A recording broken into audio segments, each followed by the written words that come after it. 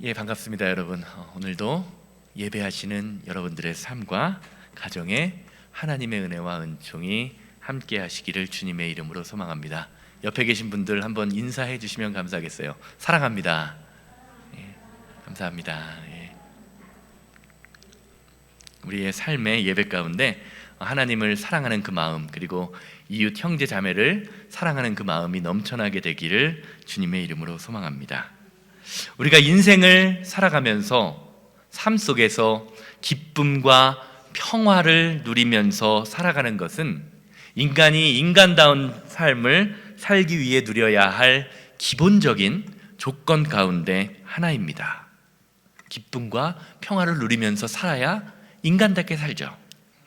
그런데 우리 주변을 살펴보면요, 많은 사람들이 삶 가운데, 살아가는 인생 가운데 기쁨이 없다, 평안함이 없다라고 말하는 사람들을 종종, 아니 자주 만나곤 합니다.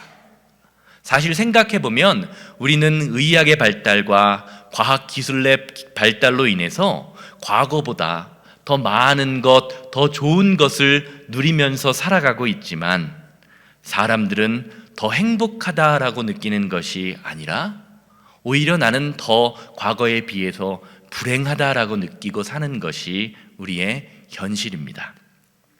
사랑하는 여러분, 어떠십니까? 여러분은 여러분의 삶에 평안함을 느끼고 살아가십니까? 여러분들의 삶이 기쁘다라고 느끼고 살아가고 계십니까? 그렇다면 과연 여러분들의 삶을 기쁘게 만들고 평안하게 만드는 그 원인, 그 근원은 과연 무엇입니까? 사실 많은 사람들이 자신의 삶에서 만족함과 평안함과 기쁨을 누리지 못하는 이유는요, 세상 것, 물질적인 것으로 대표되는 우리의 외적인 것들에 만족함을 얻으려고 하기 때문입니다. 우리 안에 있는 내적 인간, 즉 자아의 기쁨, 그것이 충만해야 하는데 그렇지 못하기 때문입니다. 그래서 성경은 이렇게 말하죠. 우리가 정말로 가꿔야 할 것은 우리의 외모, 우리의 바깥 모습, 세상적인 것이 아니라 라고 말씀하시면서 성도가 정말로 치장하고 가꾸면서 살아야 할 것은 우리의 숨은 사람, 곧 내적인 아름다움을 가꾸라고 가르칩니다. 베드로전서 3장 3절에서 4절 말씀이에요. 너희의 단장은 머리를 꾸미고 금을 차고 아름다운 옷을 입는 외모로 하지 말고 오직 마음에 숨은 사람을 온유하고 안정한 심령에 썩지 아니할 것으로 하라. 이는 하나님 앞에 값진 것이니라. 사랑하는 여러분, 여러분은 눈에 보이는 그 외모, 그것을 가꾸면서 살아가시는데 집중하고 살아가십니까? 아니면 심령에 썩지 아니할 숨은 사람을 가꾸면서 살아가고 계십니까? 어떻다고 생각하십니까? 외모에 집중하며 외모를 단장함에 관심을 기울이는 사람은요, 늘 불평과 불만에 가득 찬 인생을 살 수밖에 없습니다. 왜냐하면 눈에 보이는 것으로, 이 세상적인 것으로 자신의 인생, 자신의 가치를 판단하기 때문입니다. 그러면서 어떻게 합니까? 늘 다른 사람과 나를 비교합니다. 가만히 생각해 보면요, 비교하는 것이 우리의 인생을 불안하게 만들어요. 불행하게 만듭니다. 한번 생각해 보십시오. 남편이 어느 날 여러분들에게 금가락지 하나를 사줬습니다. 저 남편이 왜 그러지? 그러고 행복한 마음을 느끼면서 그것을 자랑하려고 다른 사람들 앞에 나아가서 남편이 사줬다라고 자랑하기 힘드니까 어떻게 해요? 괜히 머리를 한번 쓰다듬기도 하고 손을 한번 만져보기도 합니다. 뭐예요? 금가락지 새로 생겼다라는 거죠. 그런데 그 옆에 있는 사람은요, 금가락지가 아니라 다이아를 이러고 있어요. 그러면 어떻습니까? 괜히 금가락지 받는데 인생이 불행해지는 거예요. 왜요? 과거에 받았던 그 금은 잊어버리고 이제는 내가 갖고 싶은 것, 새로운 것, 다이아가 생기게 되기 때문입니다. 반대로 숨은 사람을 꾸미고 단장하는 사람은 어떻습니까? 어떠한 상황 가운데에서도요, 기쁨과 평안을 누리면서 감사한 인생을 살아갈 수 있습니다. 왜냐하면 내 삶에 나를 도우시는 하나님, 나와 함께 하시는 주님의 손길, 그 주님의 도우심을 믿음으로 바라볼 수 있기 때문입니다. 이런 점에서 신앙생활, 하나님을 믿는다라는 것은요, 나와 함께 하시는 하나님, 나를 도우시는 하나님을 바라보고 집중하는 것입니다. 내 생각과 내 경험으로는 도저히 말이 안 되는 상황일지라도 하나님의 뜻, 하나님의 말씀이라면 순종할 수 있는 마음가짐을 갖는 것, 그것이 신앙생활이에요. 왜냐하면 그것이 바로 하나님이 우리에게 원하시는 성도의 모습, 믿음의 모습이기 때문입니다. 목회를 하면서 많은 분들과 이야기를 하다 보면 하나님은 우리에게 이미 말씀을 통하여 어떻게 살라라고 우리의 인생의 정답을 허락하셨는데, 내 자신의 환경과 생각과 고집 때문에 하나님 뜻대로 살지 못하는 경우를 흔히 보게 됩니다. 목사로서 참 안타까운 경우입니다. 많은 사람들이 우리가 살아가는 이 세상을 보면서 소망이 없다, 기쁨이 없다라는 말을 하게 됩니다. 아마 오늘 말씀을 들으시는 성도님들 가운데에도 이런 말을 종종 들으시거나 아니면 내 삶 속에서 나도 모르게 그런 말이 나오는 경우가 있을지도 모릅니다.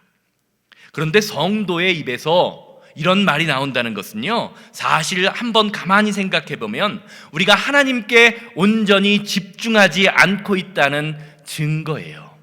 왜 그렇습니까? 왜냐하면 하나님께는요, 절망과 좌절이 절대로 없기 때문입니다. 자기 자신을 바라보는 자의 끝은 무엇입니까? 절망일 수밖에 없습니다. 그러나 아무리 힘들고 어려운 상황 가운데에서도 하나님을 바라보는 인생은요, 절대로 그들의 삶에 절망과 좌절이 그들의 삶을 주장하지 않습니다. 사랑하는 여러분, 내 속에 있는 자아, 내 속에 있는 내면의 숨은 사람이 무엇을 바라보느냐에 따라서 저와 여러분들의 인생이 달라지게 됩니다. 지금 여러분은 무엇을 바라보고 계십니까? 여러분과 함께하는 하나님을 바라보고 계신가요? 아니면 여러분에게 귀에 들리는 세상의 소리, 아니면 내 마음속에서 들리는 자아의 소리에 집중하고 계십니까? 예수님의 탄생을 기념하며 심판 후에 주로 다시 오실 예수님을 기다리는 그 대강절 혹은 대림절이라고 불리우는 이 절기에 저는 오늘 절망과 고통 가운데에서 하나님을 바라보면서 기쁨과 평안을 얻었던 느헤미야 선지자의 삶을 살펴보면서 잠시 은혜를 나눠보고자 합니다.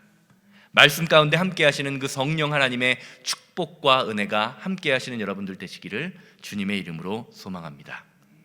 오늘 본문 말씀에 나오는 선지자 느헤미야라는 사람은요, 바벨론의 포로로 잡혀간 포로였습니다. 오늘 말씀을 보면 포로 생활을 하고 있던 중에 아닥사스다 왕 20년에 이스라엘로부터 하나니라는 사람이 이스라엘에 관한 소식을 바벨론에 와서 전했다라고 이야기합니다. 하나니가 느헤미야와 이스라엘 백성들에게 전한 이스라엘의 소식은요, 끔찍하고 끔찍했습니다. 예루살렘에 있던 사람들은 환난을 당하고 고통을 당하고 있고, 예루살렘 성전은 완전히 무너져 버렸으며 성문들과 성벽도 모두 불타 없어져 버렸다라고 말했습니다. 이 말을 들은 이스라엘 백성들은 완전히 절망합니다. 자신들에게 하나님의 임재의 상징이었던 이스라엘 성전이 무너져 버렸기 때문에 이제 이스라엘은 완전히 끝나버렸다라고 생각합니다. 그런데 이렇게 이스라엘 백성들이 좌절하고 있는 그 상황, 울면서 아무것도 하지 않는 이 상황 가운데 느헤미야 선지자는 다른 삶을 살아갑니다. 그는 금식하고 기도하면서 왜 이스라엘이 이렇게 처참히 무자비하게 멸망할 수밖에 없었는지 그 원인을 찾습니다. 6절에서 7절 말씀 보세요. 이제 종이 주의 종들인 이스라엘 자손을 위하여 주야로 기도하며 우리 이스라엘 자손이 주께 범죄한 죄들을 자복하오니 주는 귀를 기울이시며 눈을 여사 종의 기도를 들으시옵소서. 나와 내 아버지의 집이 범죄하여 주를 향하여 크게 악을 행하여 주께서 주의 종 모세에게 명령하신 계명과 율례를 지키지 아니하였나이다. 사랑하는 여러분, 이스라엘 백성들이 무너진 이유는 나라의 국력이 약했기 때문이 아닙니다. 하나님의 말씀에 순종하지 않는 범죄를 저질렀기 때문입니다. 하나님의 말씀에 순종하지 않았을 때 그들의 삶에서 하나님의 도움의 손길, 하나님의 그 능력의 손길이 사라져버린 것입니다. 느헤미야의 이 기도가 중요한 이유가 무엇입니까?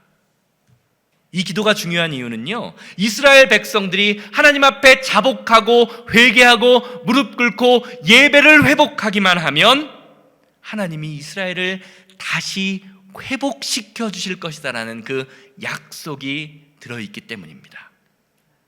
우리 인생도 마찬가지입니다. 하나님이 우리에게 명령하신, 원하시는 약속의 말씀, 하나님의 말씀을 지키지 않으면요, 저와 여러분들의 인생은요, 아무리 잘 나가는 것 같아도 결국에는 망하는 길로 갈 수밖에 없습니다. 지금 잘 나가십니까? 평안하십니까? 살만하신가요? 하나님의 말씀을 지키지 않아서 우리의 삶에서 하나님의 도움의 손길이 여러분의 삶, 저와 여러분들의 삶, 우리의 교회를 떠나게 되면 어떻게 되는지 아십니까? 미가서, 구약성경 미가서 2장 1절에서 5절 말씀 한번 보시길 바랍니다. 미가서 2장 1절에서 5절입니다. 그들이 침상에서 죄를 깨하며 악을 꾸미고 날이 밝으면 그 손에 힘이 있으므로 그것을 행하는 자는 화 있을지언정 밭들을 탐하여 빼앗고 그들의 집을 탐하여 차지하니 그들이 남자와 그의 집과 사람과 그의 산업을 강탈하도다.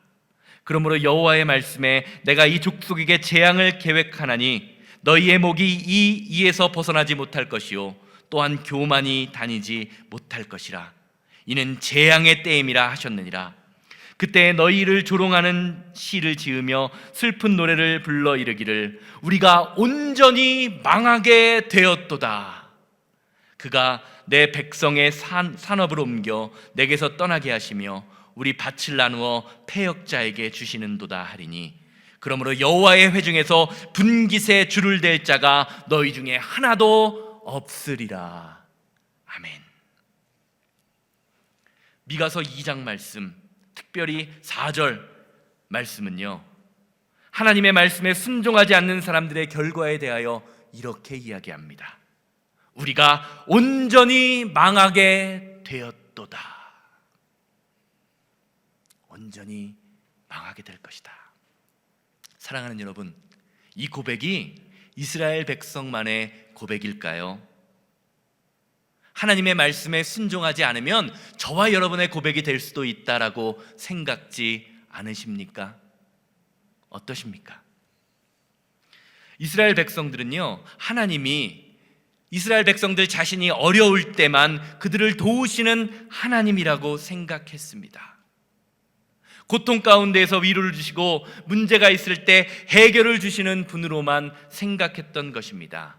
물론 이것은 하나님의 속성이 맞습니다. 하나님은 우리가 어려운 문제가 있을 때 하나님 앞에 무릎 꿇어 기도하면 그 문제를 해결해 주시는 하나님, 능력을 주시는 하나님이 맞습니다.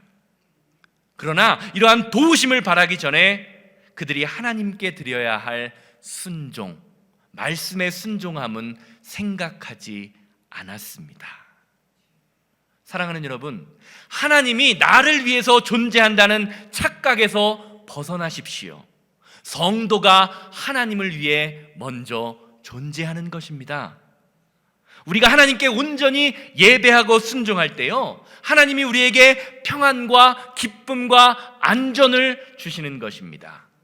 하나님 없는 평안, 하나님 없는 기쁨, 하나님 없는 안전은요, 속빈 강정과 같습니다. 금세 허물어져 버리는 그 모래 위에 쌓은 성과 같다는 거죠.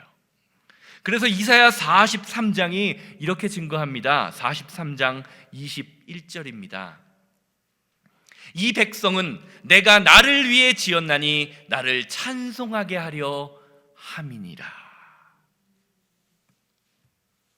내가 하나님을 위해서 있는 것이라는 거죠. 하나님이 나를 위해서 존재하는 것이 아니라는 것입니다.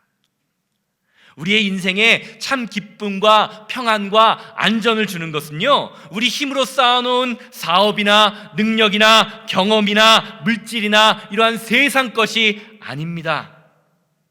이러한 세상 것들이 하나님 안에서 나 자신과 완전히 철저히 무너져 버릴 때 우리의 마음속에 하나님이 주시는 참 평안과 기쁨이 시작되게 됩니다. 이런 점에서 하나님이 우리에게 원하시는 능력은요, 하나님이 우리에게 원하시는 믿음은 우리가 기도했을 때 막 환자가 일어나고 귀신을 쫓아내고 눈에 보이는 기적을 나타내는 그러한 현상을 바라는 것이 아닙니다. 믿다 보면 나타나게 되는 것이지만 그러한 것을 원하시는 것은 아닙니다. 오히려 물고기 뱃속에서 하나님을 바라보고 하나님께 회개하며 기도했던 요나처럼 힘들고 어려운 상황, 고난의 상황, 고통의 상황 속에서도 하나님 앞에 무릎 꿇는 신앙, 하나님을 바라보며 집중하며 내 삶에 혹시 하나님 앞에 범죄한 것은 없는지를 돌아보는 신앙이 하나님이 정말로 원하시는 신앙의 모습입니다. 이스라엘 백성이 사막과 같은 광야에서 물을 마시고 고기를 먹을 수 있었던 이유가 무엇입니까? 그들이 잘나서가 아니었습니다.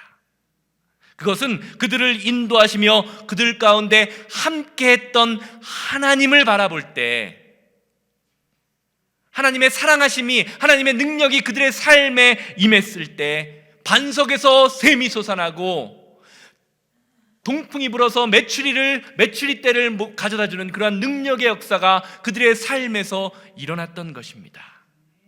그래서 그것을 알았던 느헤미야 선지자는요, 이렇게 기도합니다. 8절에서 9절 말씀 함께 보시기를 바랍니다.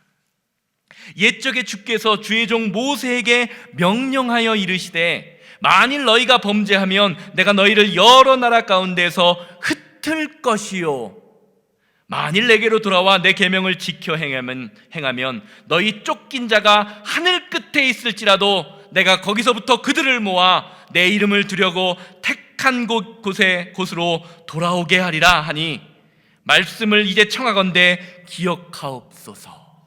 아멘. 느헤미야 선지자는 이스라엘이 완전히 망해버린 그 상황 가운데에서 신명기 4장 하나님이 모세에게 했던 그 약속의 말씀을 기억합니다. 지금은 이스라엘 백성들이 하나님께 범죄함으로, 말씀에 순종하지 아니함으로, 예배하지 아니함으로, 기도하지 아니함으로 고통과 고난 가운데 살 수밖에 없지만 하나님 앞에 자복하고 회개하며 하나님 앞에 돌아와 무릎 꿇기만 하면, 예배가 회복되면 하나님께서 이스라엘 백성들을 회복시켜 주실 것이라는 약속의 말씀을 믿고 기도한 것입니다. 사랑하는 여러분, 저와 여러분들의 인생을 회복시킬 수 있는 분은요, 오직 하나님 한 분뿐입니다. 믿으십니까? 저와 여러분들의 병든 몸, 약한 상한 마음을 치유할 수 있는 분은 오직 여호와 하나님뿐이시라는 거예요. 내 사업장이 아닙니다. 내 자녀가 아닙니다. 내 남편이 아닙니다. 내가 믿고 있는 우상과 같은 세상 것들이 아니라는 겁니다. 사랑하는 여러분, 무엇이 여러분들의 삶을 힘들고 어렵고 좌절과 고통으로 몰아가고 있습니까? 절대로 낭망하거나 좌절하지 마십시오. 혹시 좌절해야 한다면 무엇을 보고 좌절해야 합니까? 내 삶에 예배가 무너지지는 않았는지, 내 삶에 기도가 무너지고 찬양이 무너지지는 않았는지를 살펴보고 슬퍼하고 애통해야 하는 사람, 그 사람이 바로 성도인 것입니다. 내 삶에서 쌓아놓은 내 성벽, 내 사업장, 이러한 것들이 무너지는 것은 일시적인 현상에 끝나지 않기 때문입니다. 내 삶에서 예배가 무너지고 기도의 재단이 무너지고 찬양의 삶이 무너지는 것, 그것이 우리의 삶을 망하는 길, 망조로 이끄는 지름길이기 때문입니다. 믿으십니까? 이와 마찬가지로 우리의 삶에서 예배가 회복되고 순종이 회복되고 하나님의 말씀을 따라 사는 삶이 회복되면 저와 여러분들의 인생이 회복되기 시작합니다. 자녀가 회복되기 시작합니다. 사업장이, 가정이 회복되기 시작하는 역사가 예배의 회복에서 시작되는 것입니다.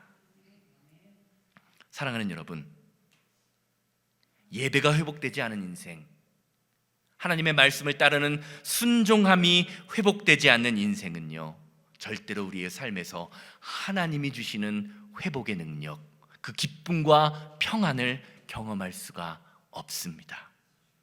바라는 것은 오늘 예배에 함께 하시는 모든 여러분들의 삶 가운데 하나님 앞에 드리는 그 참된 예배, 참된 순종이 회복되심으로 하나님이 주시는 인생의 참된 회복, 모든 인생의 회복, 관계의 회복, 질병의 회복, 사업의 회복, 가정의 회복, 모든 회복의 역사가 저와 여러분들의 삶에 충만히 넘치게 되기를 주님의 이름으로 기대합니다. 우리가 말씀을 통해서 아는 것처럼 결국 하나님께 이스라엘의 참된 예배의 회복과 순종의 회복을 기대했던 느헤미야를 통해서 어떤 일이 일어납니까? 이스라엘의 회복이 시작됩니다. 오늘 말씀 마지막 절처럼 술 먹은 관원장, 왕의 관원장, 술관원이 됨으로 말미암아 그 왕과의 친밀한 관계를 통하여 이스라엘 성전이 회복되는 역사가 느헤미야를 통하여 시작됩니다. 그리고 그 은혜를요, 그 회복의 은혜를 느헤미야는 은혜였다라고 고백합니다. 11절 말씀 보시기를 바랍니다. 느헤미야 6장 11절입니다. 주여 구하오니 귀를 기울이사 종의 기도와 주의 이름을 경외하기를 기뻐하는 종들의 기도를 들으시고 오늘 종이 형통하여 이 사람들 앞에서 은혜를 입게 하옵소서 하였더니 그때에 내가 왕의 술관원이 되었느니라. 아멘. 사랑하는 여러분, 성도는 은혜로 사는 사람입니다. 세상 것으로 사는 사람이 아니에요. 하나님의 은혜 없이는 살 수 없는 사람, 그 사람이 바로 성도입니다. 믿으십니까? 그리고 나에게 허락하신 모든 것이 은혜임을 고백하는 사람, 그 사람이 바로 성도라는 말입니다. 이 말은 무엇입니까? 우리가 성도로서 하나님이 우리에게 허락하신 그 은혜를 잊고 살면, 은혜로 살지 아니하면 우리는 영적으로 커다란 문제에 직면하게 된다는 것을 알려주는 것입니다. 오늘 본문 말씀에 나오는 이스라엘 백성들이 바로 은혜를 잃어버린 사람들이죠. 은혜를 잃어버렸을 때 그들의 삶이 망하게 되었다는 것입니다. 사랑하는 여러분, 어떠십니까? 여러분들은 은혜를 기억하면서 은혜 가운데 살아가고 계십니까? 혹시 은혜를 잃어버린 채 살고 있으면서도 내가 은혜를 잃어버린 것조차 기억하지 못하며 살아가고 계시지는 않습니까? 제가 예전에 한국에서도 그렇고요, 미국에서도 신학교를 졸업하고 주일학교 사역을 할 때 주일학교 아이들, 특별히 유치부 아이들과 초등부 아이들이 저를 무지하게 좋아했었습니다. 왜 그럴까요? 제가 잘생겨서 그럴까요? 아이들에게 아니라고 얘기하시는 분이 있는데 아니요라고 얘기하시는데 못생겼나요? 아니죠. 예, 제가 잘생겨서 그런 게 아니고 아이들에게 잘해줘서 그런 것도 아니고요. 물론 그런 게 어느 정도 인상이 작용했을 수도 있겠지만 바로 사탕 때문이었습니다. 사탕. 제가 교회에 있을 때마다 항상 제 주머니에는요 사탕을 가득 넣고 다녔습니다. 그리고 만나는 아이들마다 저에게 인사를 하는 아이들, 저를 아는 척을 하는 아이들에게 사탕을 주었더니요, 언젠가부터 교회에서는 그 아이들이 자기들 부모님들보다 제 말을 더 잘 듣습니다. 왜 그렇습니까? 사탕 때문에 그렇죠. 제가 아이들에게 사탕을 여러 개 나누어 주면서 친구들에게 나누어 먹어라 라고 말을 하지만 아마 그 아이들의 대부분은요, 혼자 먹기도 바빴을 거예요. 왜냐하면 사탕을 먹는 아이들, 그 사탕을 먹으면서 느끼는 달콤함이 그 아이들에게는 인생의 전부라고 느껴지기 때문입니다. 남들에게 빼앗기기 싫은 기쁨인 거예요. 이런 모습을 보면서 어른들은요, 유치하다라고 생각할 수도 있습니다. 그런데 한번 생각해 보시기 바랍니다. 여러분들의 삶에, 여러분들의 인생에서 나는 놓치기 싫어, 이것은 나의 전부야 라고 생각하면서 놓고 있지 않은 그 세상 것들, 그것 때문에 하나님을 예배하지 못하는 그러한 것들이 하나님 보시기에도 과연 엄청나게 대단한 것이라고 생각하실까요? 제가 이렇게 항상 사탕을 아이들을 사역할 때 준비하려고 노력했지만 어떤 날은 사탕이 다 떨어질 때가 있어요. 그리고 또 사탕을 집에서 갖고 오지 못할 때가 있었습니다. 그러면 사탕을 기대하고 왔던 아이들이 저에게 인사를 하고 삐쭈삐쭈 제 주변을 돌아다닐 때 제가 사탕이 없어 라고 이야기하면 뭐라고 반응하는지 아십니까? 개 중에는 그냥 돌아가는 아이들도 있지만 어떤 아이들은 에이씨, 사탕 없대, 그러면서 돌아갑니다. 사탕을 주었던 것이 거저 주는 은혜인 줄 모르고 화를 내는 거예요. 제가 그런 아이들에게 다음번에게 사탕을 줬을까요? 안 줬을까요? 물론 전혀 안 줄 수는 없지만 전에 주었던 것보다 좀 덜 주게 되더라고요. 은혜를 알지 못하니까. 우리도 마찬가지가 아닌가라는 생각을 해보게 됩니다. 내 뜻과 내 생각과 내 계획대로 살아가면서 하나님께서 내가 원하는 그것을 만족시켜 주시지 않으면 하나님께 대놓고 원망하지요. 하나님, 왜 내 뜻대로 되지 않습니까? 왜 저 사람은 저렇게 축복하시면서 나는 날마다 이 모양 이 꼴입니까? 라고 말하면서 내 삶에 하나님이 주시는 기쁨과 평안을 누리지 못하며 불평불만하며 살아가고 있지는, 그렇게 살아보셨던 적은 없으십니까?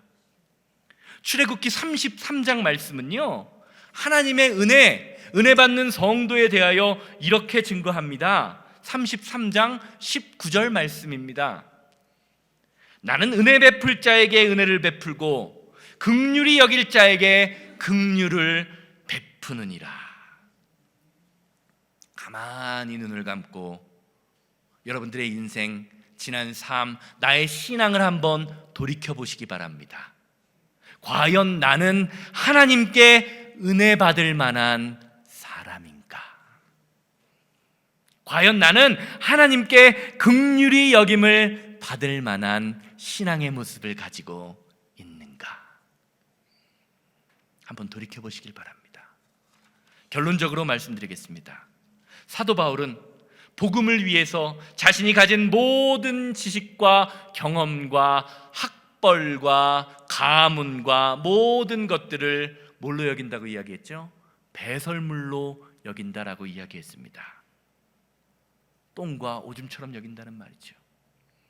어쩌면 이 말은 우리가 세상을 살면서 다른 사람을 보며 부러워하고 내가 누리고자 하는 이러한 모든 것들이 하나님 보시기에는 배설물과 같은 것일 수도 있다라는 것을 말해주고 있는 것입니다. 그런데 영적으로 무지한 우리는요, 이런 것들을 붙잡고 손에서 놓지 않고 이를 악다물고 살아가느라 하나님이 주신 평안과 기쁨, 예배자로서의 삶을 온전히 누리지 못하며 살아가고 있지는 않은지 우리 자신을 돌아보아야 할 것입니다. 사랑하는 여러분, 우리가 성도로서 주님이 주시는 기쁨과 평안을 누리지 못하는 이유도 이와 같습니다. 결국 우리의 신앙이 미성숙하기 때문이지요. 하나님 말씀에 온전히 순종하지 못하기 때문입니다. 성도에게는요, 이 세상의 모든 것이 무너져도 예배할 힘이 있다면 일어설 힘이 있는 것입니다. 또한 세상의 모든 것을 잃어버려도 우리에게 예배할 예배의 자리가, 예배가 살아있다면 아직 끝난 것이 아닙니다. 왜냐하면 예배는 우리의 망한 것처럼 보이는 우리의 인생을 회복시켜주는 능력이 있는 힘이기 때문입니다. 성도에게 기쁨과 평화와 능력의 회복은 저절로 일어나지 않습니다.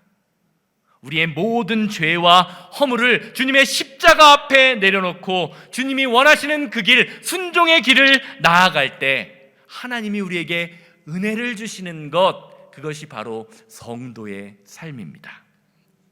다가오는 성탄절, 하나님이 정말로 저와 여러분들에게 원하는 것은 세상에서 성공하는 것이 아니라 하나님의 말씀을 온전히 순종하며 우리의 삶의 자리에서 예배가 회복되고 찬양이 회복되고 기도가 회복되는 그 회복의 역사가 일어나는 것을 원하시는 것은 아닐까요? 그래서 예수님을 이 땅에 내려주시고 이 땅에 보내주시고 저와 여러분들을 위하여 십자가에 달려 돌아가게 만드신 것은 아닙니까? 저와 여러분들에게 임하신 그 하나님의 십자가의 은혜가 회복됨으로 이번 한 주간도 망할 수밖에 없는, 완전히 망할 수밖에 없는 인생이 회복됨을 경험하시는 여러분들 되시기를 주님의 이름으로 소망합니다. 예배가 회복되는 것, 기도가 회복되는 것, 찬양이 회복되는 것, 그것이 우리를 완전히 망할 것 같은 인생에서 기쁨과 평화의 회복으로 돌이키는 승리의 지름길입니다. 그러면 하나님께서 여러분들의 삶에 기쁨과 평안이 넘치는 삶으로 변화시켜 주시는 능력의 삶을 살아가게 될 것입니다. 기도하시겠습니다.